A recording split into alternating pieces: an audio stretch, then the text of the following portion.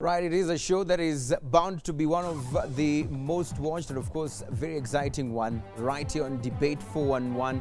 My name as always is Eugene Nangwe. Different sets because it's a special edition. All the 15 contestants or the finalists of the Miss Rwanda 2016 will be joining me right here on set in 3, 2, 1. Let's do this.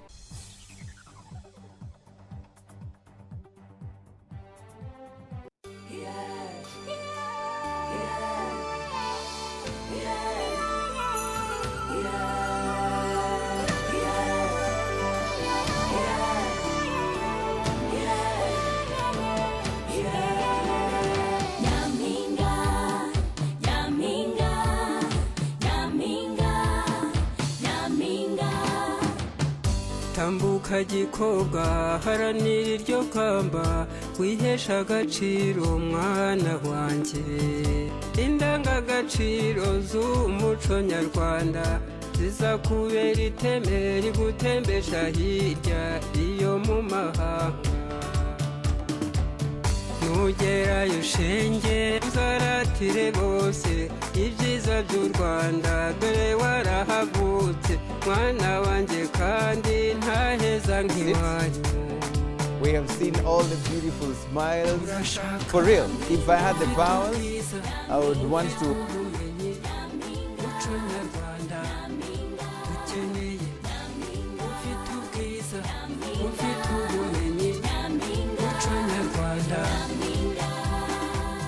Nice to see all of you right here, the beautiful faces.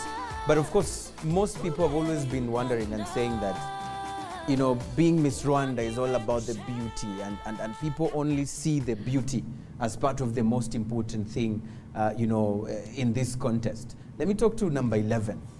Do you agree that, you know, it's all about the beauty, and what's so important about Miss Rwanda beauty pageant for you?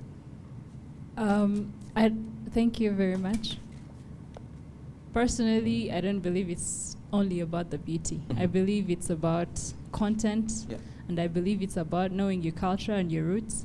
And I believe, well, there is the bonus of beauty, but it's really never the main thing. It's never the main thing. It's never the main thing. It's about the roots. It's about the roots. It's about the content, the way you can speak to people, and the way you can express, and the brain in your head, basically. Awesome. Yes. Okay. And then for those who always think that it's just about the beauty, what would you tell them right now? I would say it's not really about the beauty. I would say it's about the inside of you. It's about what you really want, about being focused, and about showing kindness and gentleness. For me, that's what really beauty is all about. Right. Yes. So awesome. Let me talk to number 17. Because in the song, the Miss Rwanda 2016 theme song, they say, Turashaka, umukobwa, ufite ubumenyi, kandi ufite umuco. So tell me about the umuco Nyarwanda. For you, what does it mean? What is Rwanda's umuco? Rwanda's umuco, like you just said it, it's about the culture, So they're looking for a girl who knows the culture, who basically doesn't have a foreign culture, because we're Rwandese here, and we're looking for a girl who has the character of a really good Rwandese woman. What is that character for you? Well, as we all know, Rwandese women are supposed to be kind. They're supposed to have a personality that is not up high, the type that is all in the air and taking everyone to be down on the floor.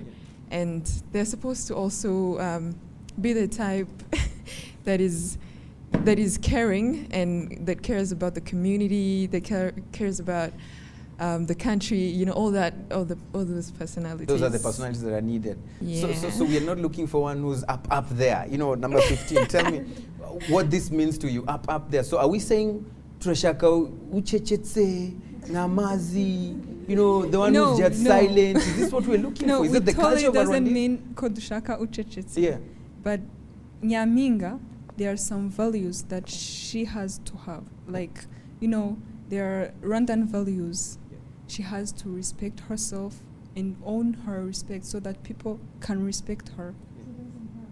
She doesn't have to what? She seems to not to agree. Just give her a mic to just counter that. In Kinyarwanda, let me put it in Kinyarwanda because it might sound a bit better. But nagagomba kuba afite amarere maremare. Like amare mare. Yeah. Like kwirata cyane, the one who's just up there.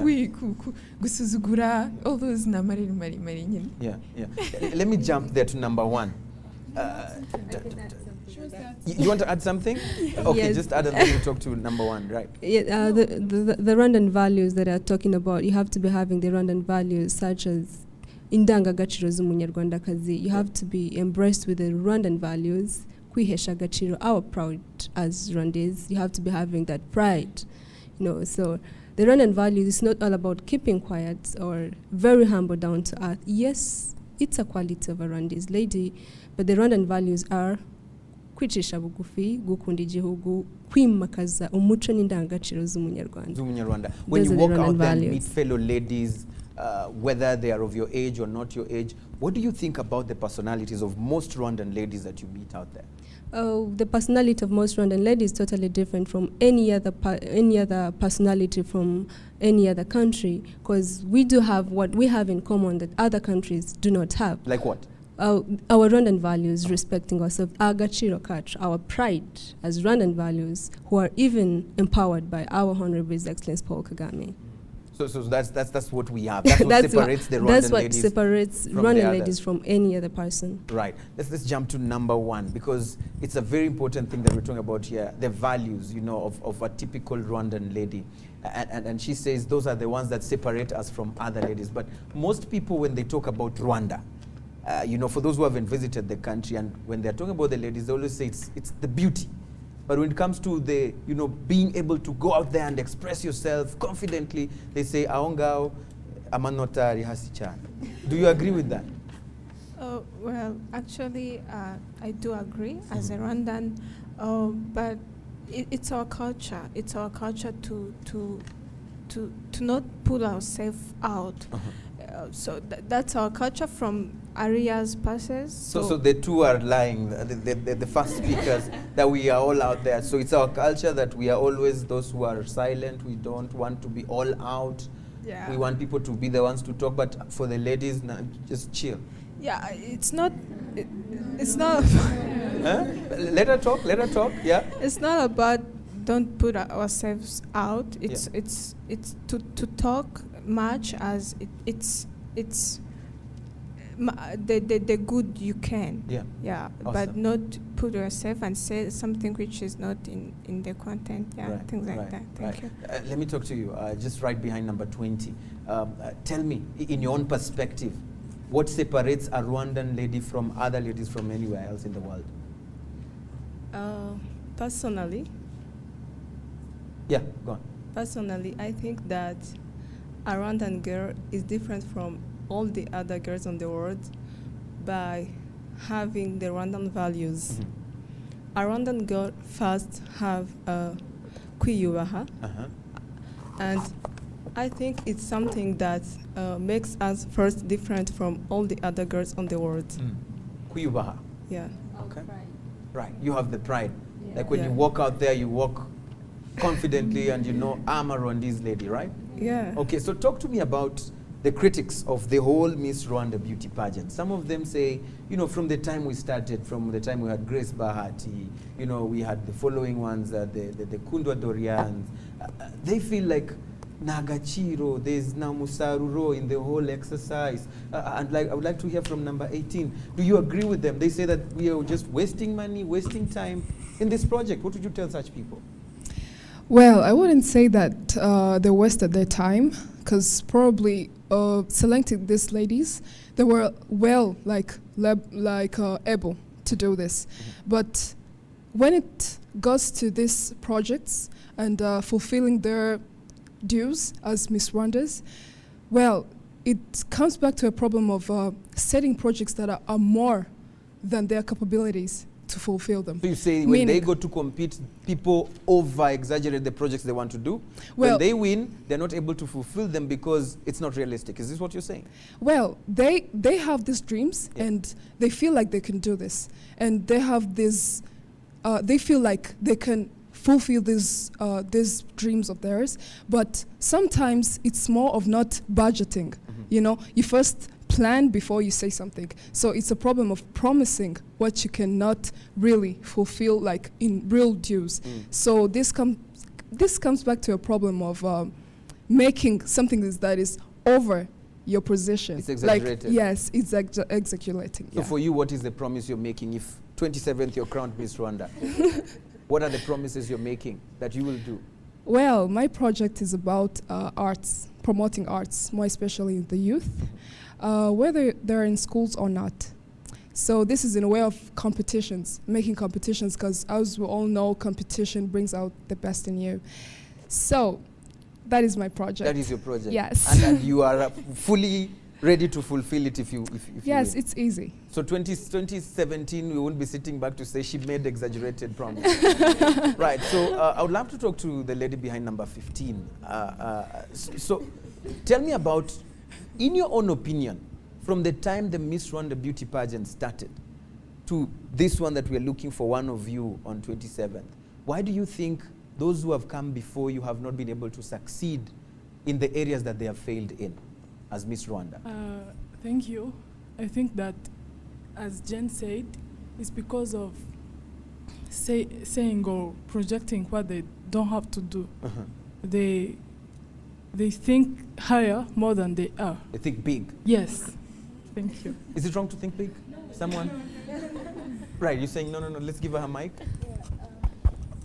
I don't think it's wrong to think big, but you really have to have a starting point.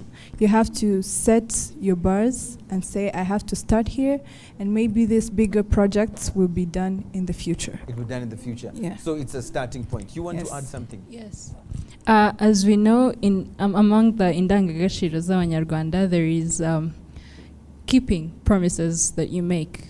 You know, that's in the past. We all believe in this as Rwandese, and I think it's about really keeping your promises. Yeah. Not making promises that you can't keep, because at the end of the day, people will be talking about you. They're like, you promised this and you didn't do this for us. So I believe it's about making the right decision, being sure of what you're going to do, and at the end of the day, bringing out what you actually promised and helping people know and doing what you promised. Yeah. Why is it that mostly, you know, when ladies like you, when you're asked what projects you'll do, it's always about charity? You know,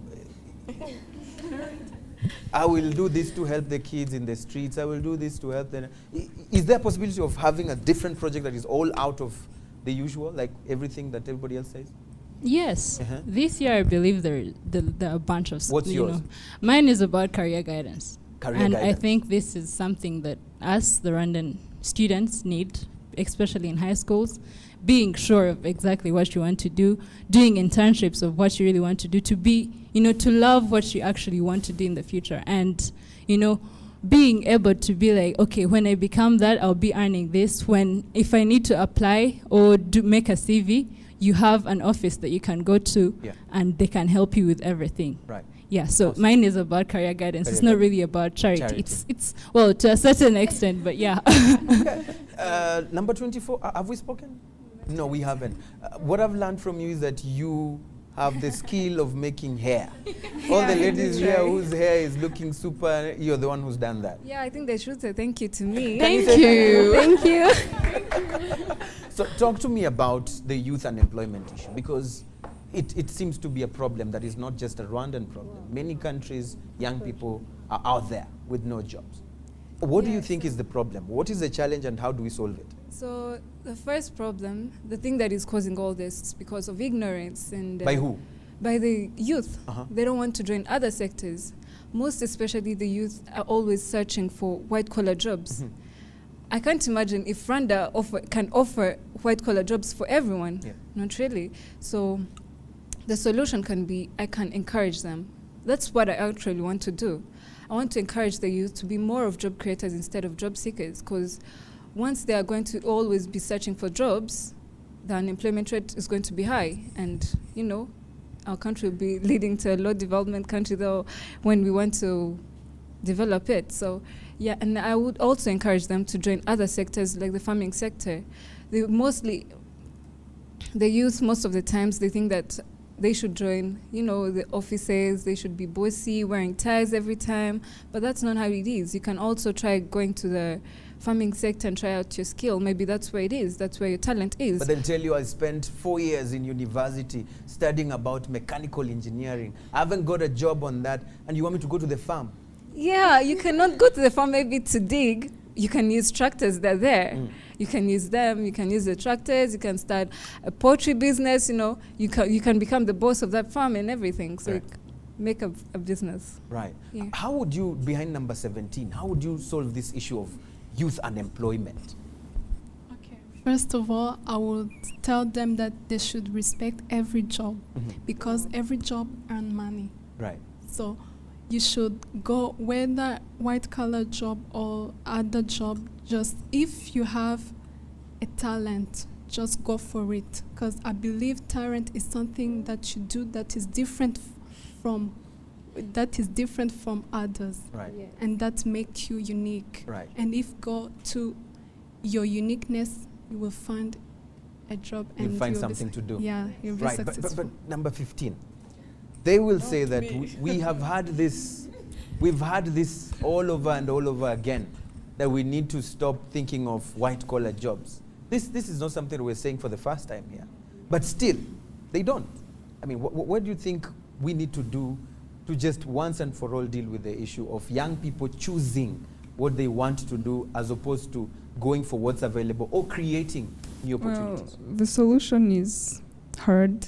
We can't really do it, like say it today, and it can't happen right now, but it's a process. It's a process. And I believe that by sensitizing them to stop looking for jobs and start being job creators, it will happen, in the long run. I think we will finally reach that target. Yeah. So if tomorrow you were appointed the Minister of Youth, what would you do to do this creation of awareness? How would you run that project of creation of awareness to young people?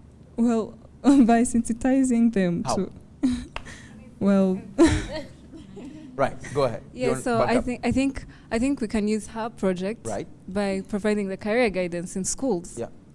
Once there is career guidance in schools, they'll be having people that will be inspiring them. They'll be showing them, I've been a job creator, I've started maybe a poetry business or something else, or I've started a salon, I'm a very successful person by my own ideas. So, that will encourage them to be more of job creators instead of job seekers. Yeah, we can also use the mentorship programs. Mentorship program. Yeah, we can bring up some people to mentor them and talk about their experiences so they can learn from those experiences and be their best selves. Yeah. Do you ladies believe that the youth are the leaders of tomorrow? Yes, yeah, definitely. Of course. I thought that the leaders are leaders of today. No. Are the youth the leaders of tomorrow or for the leaders of today? Well, I was going to help. I was going to help my friend on the strategy. Yeah. You'd be the PS of Ministry of Youth. Yeah. So tell me how you deal with that. For me, if I become Minister of Youth and Sport, right? Well, for me, I will put much effort in talent competition. Talent competition. Yeah, because that is where youth will come and show their talent, and as I am minister, I could help them to explore their talent so that they can also earn some money by using their talent. Awesome. Thank you. Right. Two key things she says: the competition and also earning money from that particular talent that you have. Do you think today that's the situation? You feel today is that the situation? Yeah, definitely. Right? Because explain. Like she said, through competitions, it's not only about the competition. Let's say there's a dancing competition, there's always a prize, right? So if through competitions someone can earn something, why not even make dancing your career? If it can earn you money, if singing can make you money, then you're exploiting your talent and making it, make a living out of it. Yeah. Yeah.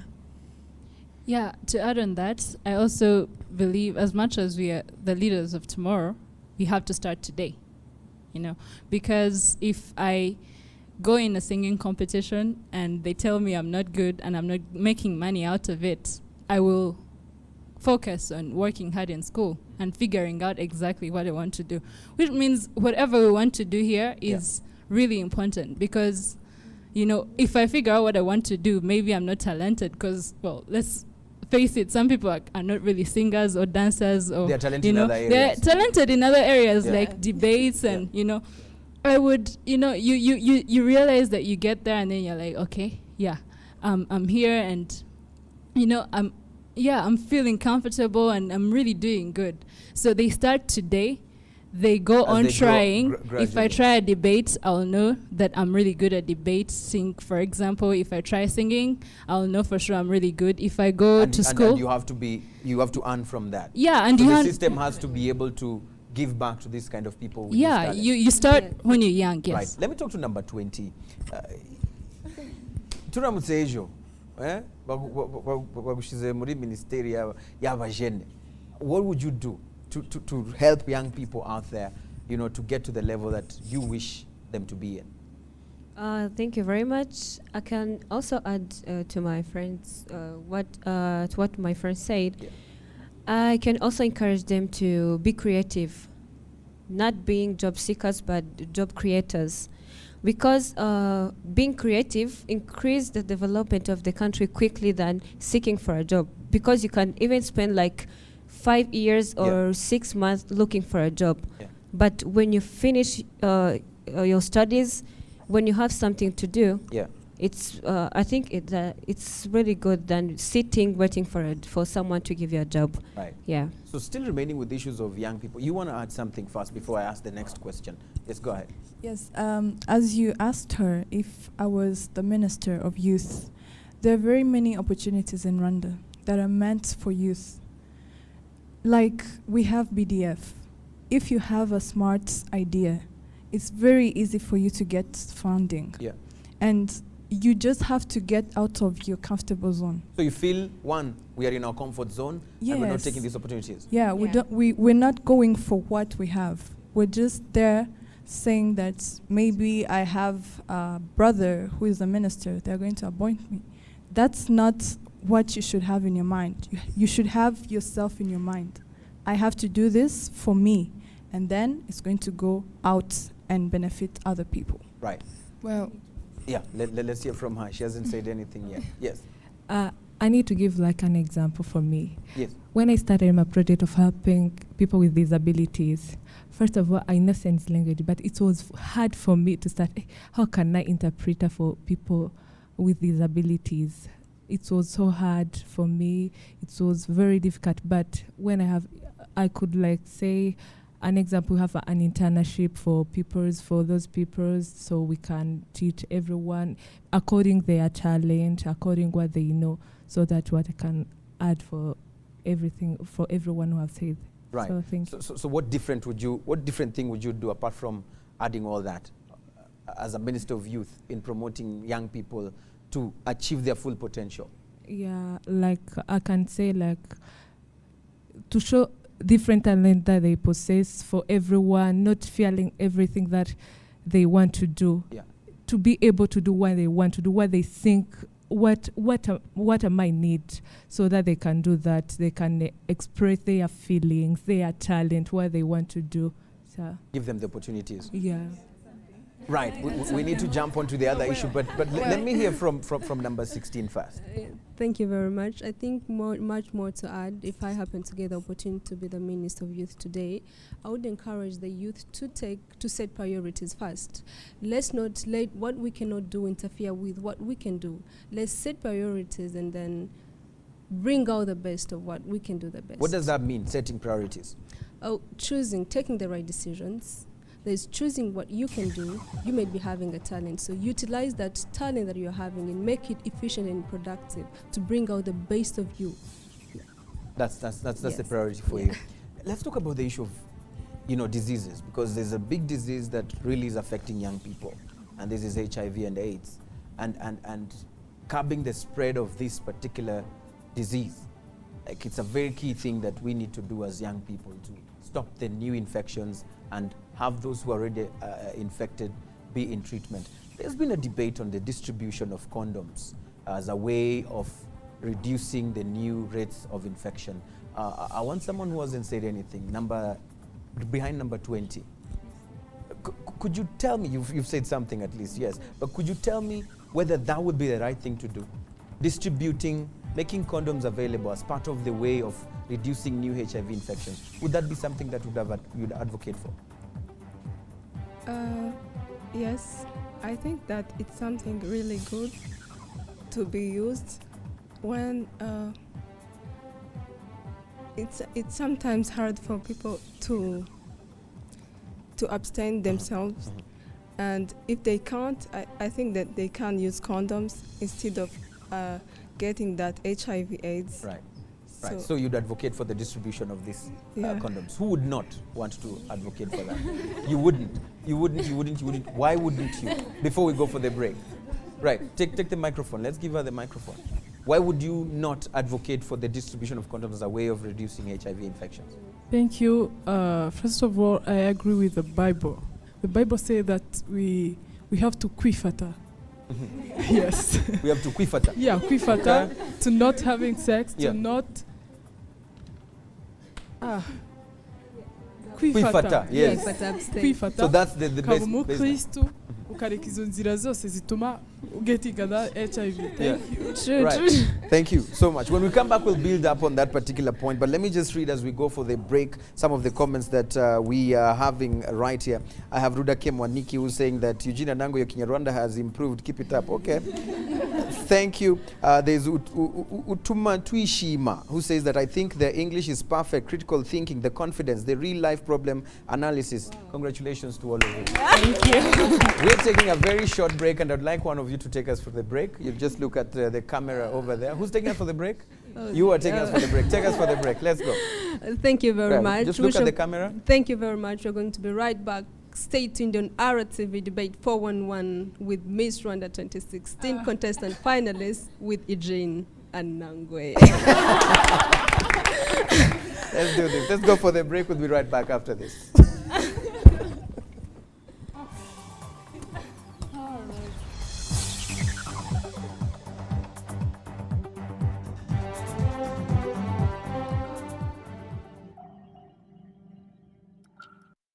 So Natasha, are we cornering our teachers? Exactly. Are we being unfair to them? At the end of the day, Fiona also mentions that the more you show them this condom, the more you're opening up their minds to having sex. But do you feel well represented? Do you think the media issues are well taken to the table when it comes to advocacy? How do we convince them and say that we shut it down because you exceeded the limits? The word conservation looks just complicated, but how do we simplify this? What role do our schools play then? And the people around our children, what role can they play in order to avoid these children becoming a menace in the society? Yes. Caroline, you just want to sound moral, but you're just not accepting the reality on the ground. Well, I want to sound moral and encourage it and practice it.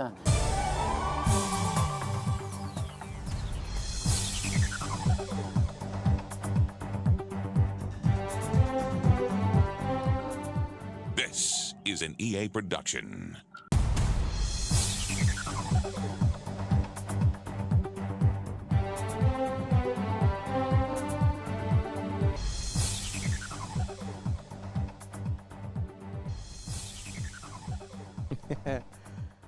Right, thank you so much for accepting and of course choosing to be with us on Debate 411. It's a really great show right here with all the 15 finalists of the Miss Rwanda 2016. One of them right here will be on the 27th of this month walking away with some fabulous prizes right here. A Suzuki Swift is one of the vehicles, actually the only that is being given out.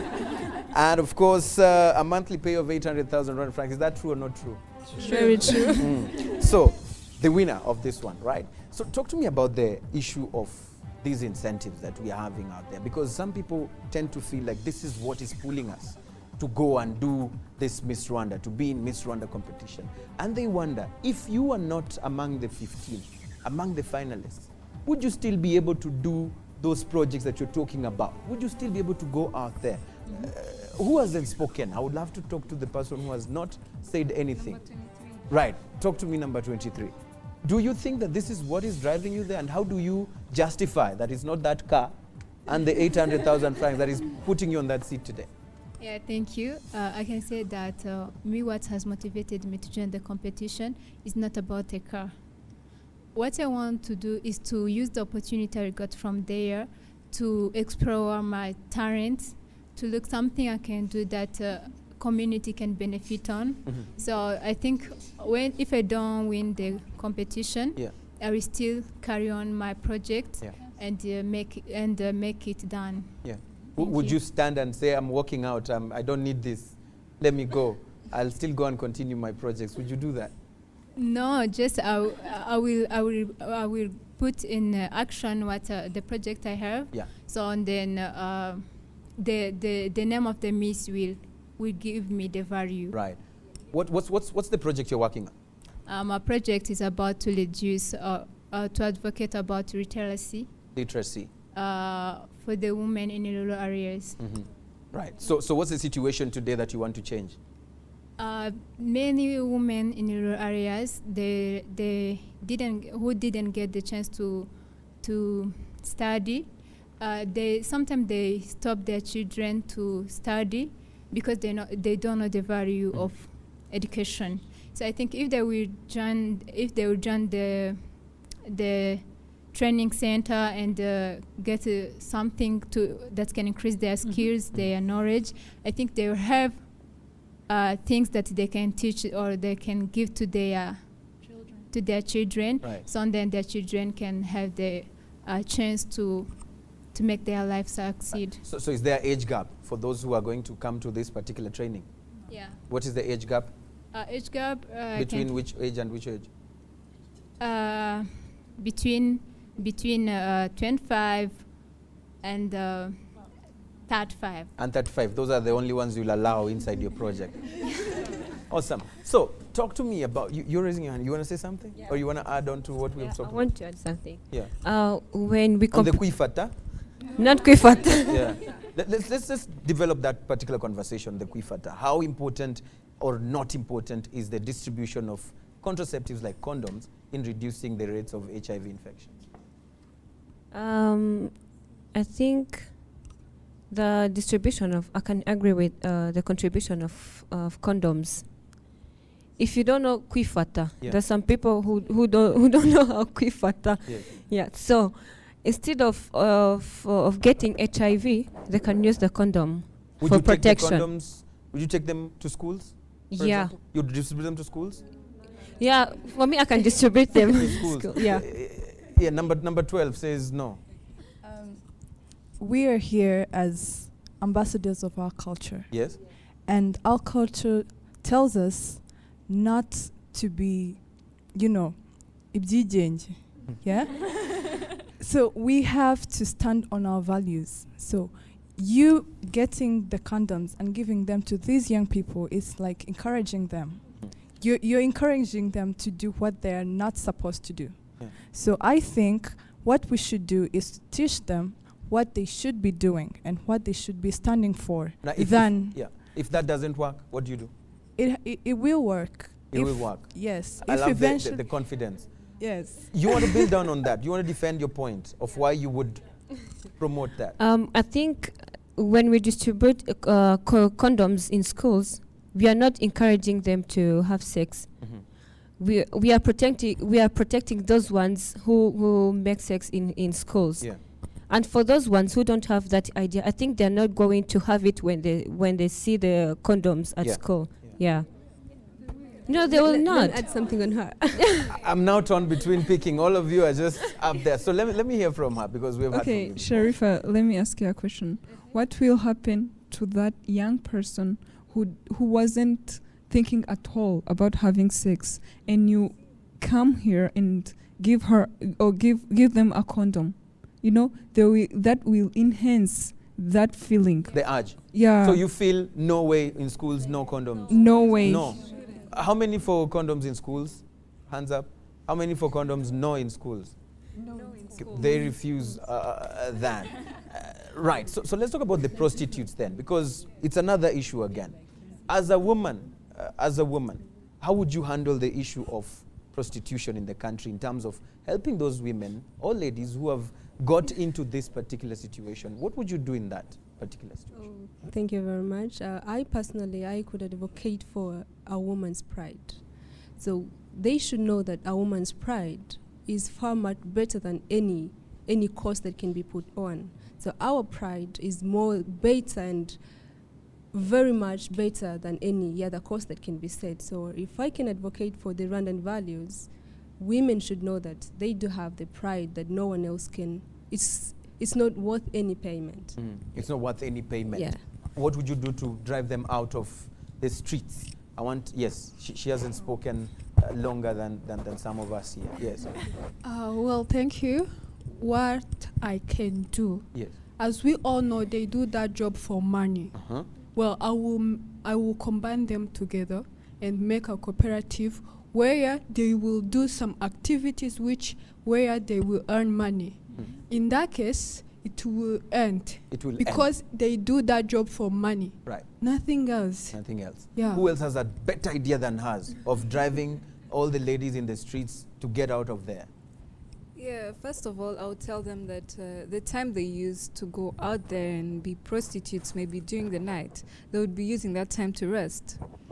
And during the day, they could actually find some job to do that is better. Like the thing I said, they can do anything better. You know, they're just there on the streets selling themselves. And maybe, who knows, they have ideas that can help them develop themselves. Like the thing that we're coming always on the point, like, they can go there. They can go out there and they can get.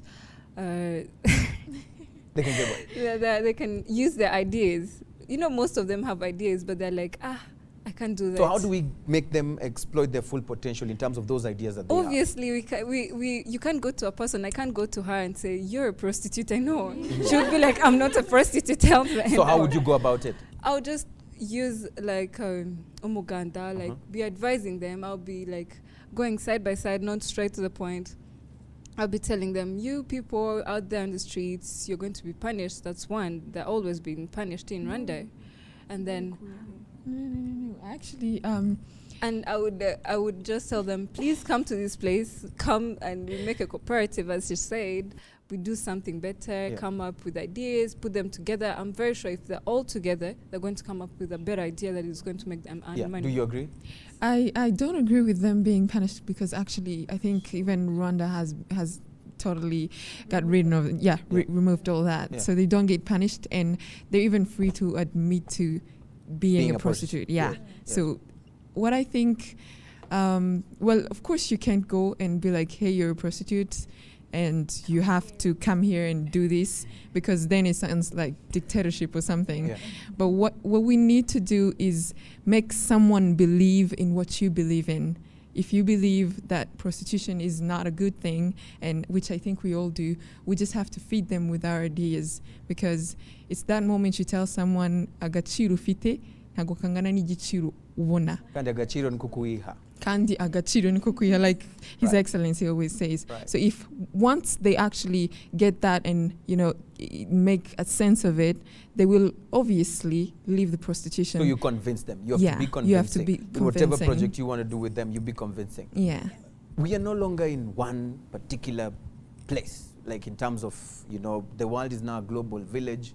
Rwanda is no longer on its own. There is now the East African community. Let's talk about the integration process and the place of young people like you in spearheading this particular integration process. Who hasn't said anything and is sort of behind number 15? Let's give her the microphone.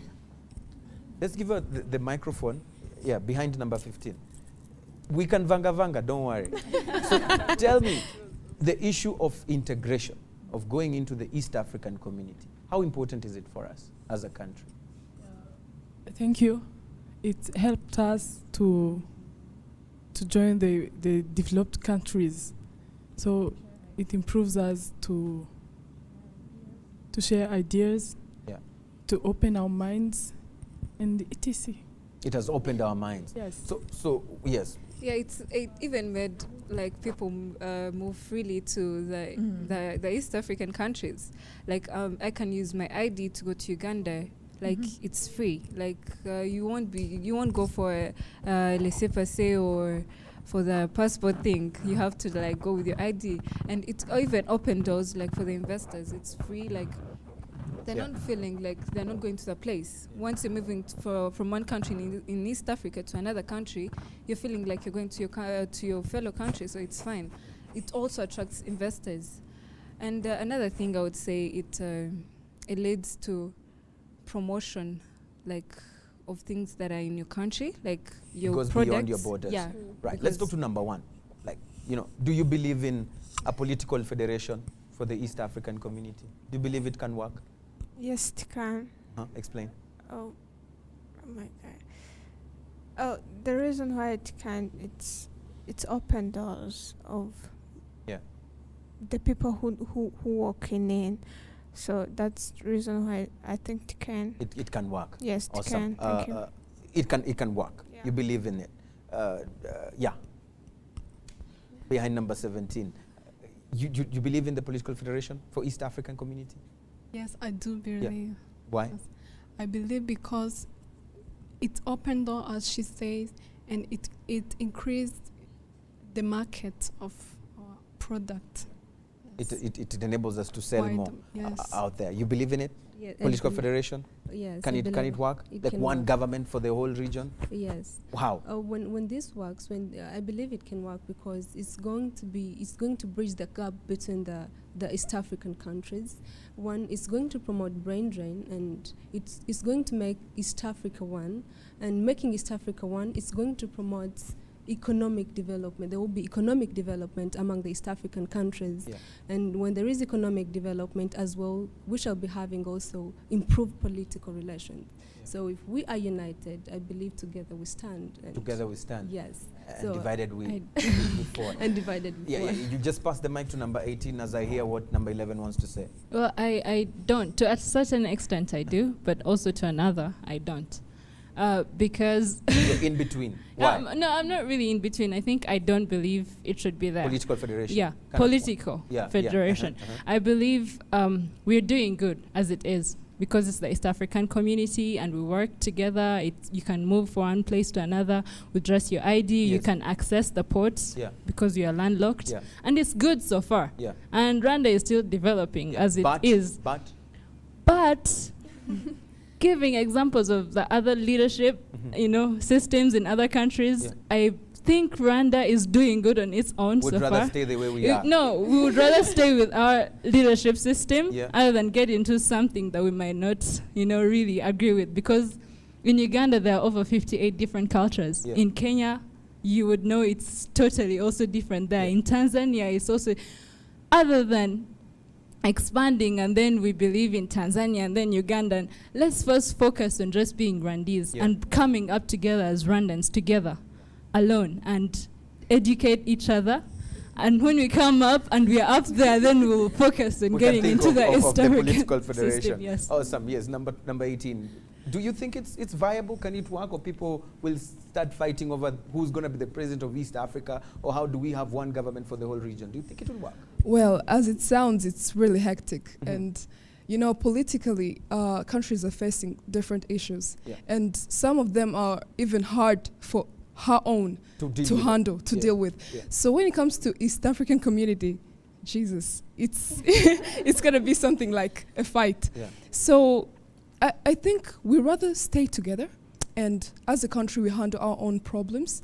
And of course, this is not being like sort of selfish, because Rwandans, we are developing and we have our own culture, but basically we have different cultures, and this really affects us very much, because dealing with different cultures is something very difficult.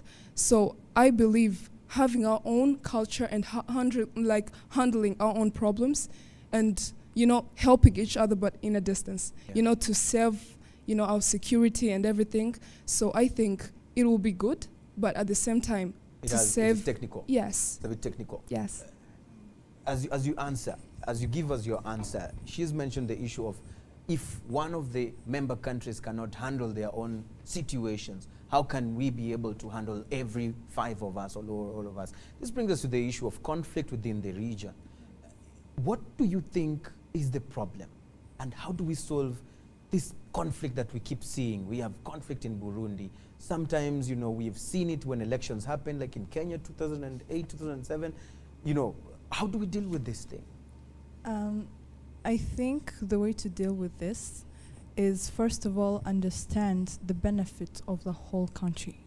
Because most of the times these conflicts are caused by selfishness of mainly leaders, because they want to stay in power, they want to stay around. Yeah, but they're not looking at the benefits of all the people in the country. Yeah, so the how population. do we deal with that? Who wants to give us a So solution? the way to deal with that is actually feel like you're a leader. A leader is there to give examples. If you're fighting with your own people, they're not going to be in harmony. They're going to fight with each other. So you really have to be a leader who is showing a good example to the people. So your message would be to the leaders Yes. of these countries. To the youth, what would we tell them? The youth, because most of the time it's the youth that are used to fuel, you know, and to advance the interest of those who are in power and stuff. How do we deal with that as young people? What do we do? As young people, I would just encourage the youth to know that elders do set the wars, but it's time for the youth to take part and fight, because elders are not going to set the war and at the same time do take the platform to fight. So we have to fight. We need to see a youth that stands for itself, for its future. Right. Yeah. Thank you. Let's go back to now the process of what has led you up to this particular situation. I hear someone say the process of getting to Miss Rwanda. Talk to me about, you know, the boot camp, the catwalk, the way of walking. Because sometimes people wonder, okay, the way they walked coming to Cynthia is not the way I see them walk in normal life. And so they want to understand the importance of some of these things. Who can tell me the importance of these things? Like, talk to me. Well, the first importance of a catwalk is that you look good. Actually. You look sexy. And it shows your elegance. It shows your elegance. Yes. So if I don't walk like that, I'm not elegant. No, you're not. And again, it shows that you're confident. Because when you walk like this, people are going to say maybe you're tired or they will have some conclusions to make. But if you're elegant, you smile, people will say, oh, she's confident. Right. Yeah, so I think that's the first importance. That's the first importance. But also, Miss Rwanda goes globally. People are watching out there. They have to they are comparing us with other competitions. So they're like, why is Miss Rwanda not good as Miss maybe Tanzania or Miss Uganda? So it's a competition. So you have to compete. Yes. I picked the word for elegance. Let's read some of the comments that have been coming in the final minutes of the program. Let's hear one here that says, okay, someone here says that you know that already. I think they're responding to some of the comments that have been coming through. Another one here says that obvious improvement about the way contestants express themselves compared to the previous pageants. You can clap for yourself for that. There's another one here that says, well, it could be better if they can explain more about Kwiyubaha in depth as a lady. Who can give us just proper explanation of that one? Kwiyubaha. Yeah. Well, I know it's Kwiyubaha is mainly respecting yourself. Yeah. The Christians would say it's taking your body to be the temple of the Lord. Yeah. That's what you try to mean. So respecting yourself. When I respect myself and I'm not always flashing, things are all over the place. Yeah. People get that imagery. No one can just stand up to me and tell me, oh, this. So right? how you carry yourself? How you people carry will yourselves? Look at you. How being decent. Yeah. Sometimes is also a thing. Super. Yeah. Iwachu here on Twitter says, can any one of our future ambassadors tell us more about the Millennium Development Goals? Who knows about the Millennium Development Goals? You do. Who else does that hasn't spoken? Who hasn't spoken and knows about Millennium? Yes, right behind number 16. Let's give her the microphone very quickly. Yes.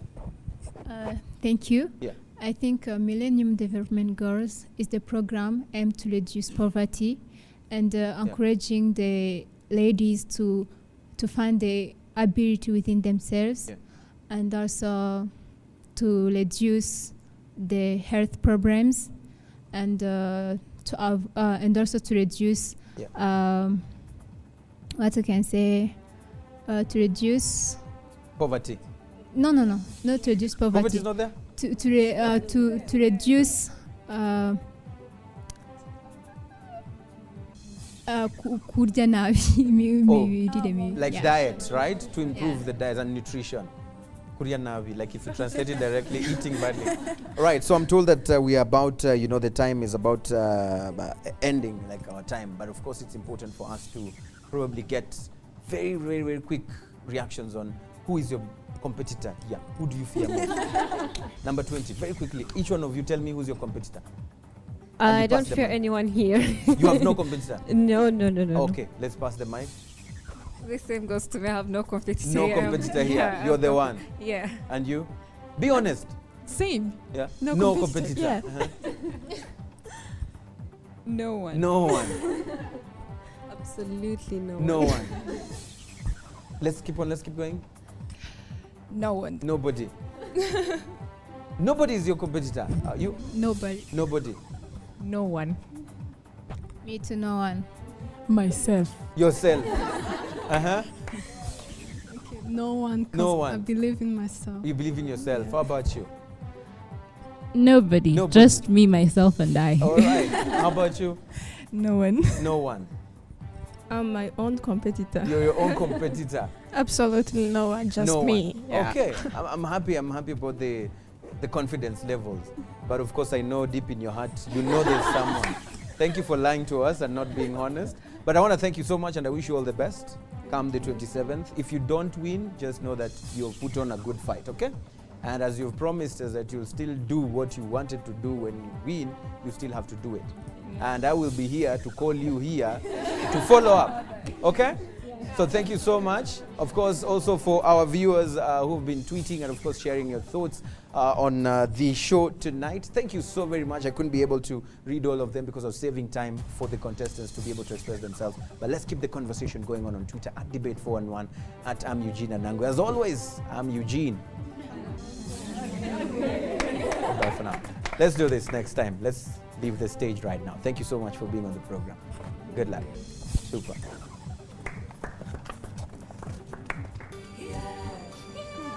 Yeah.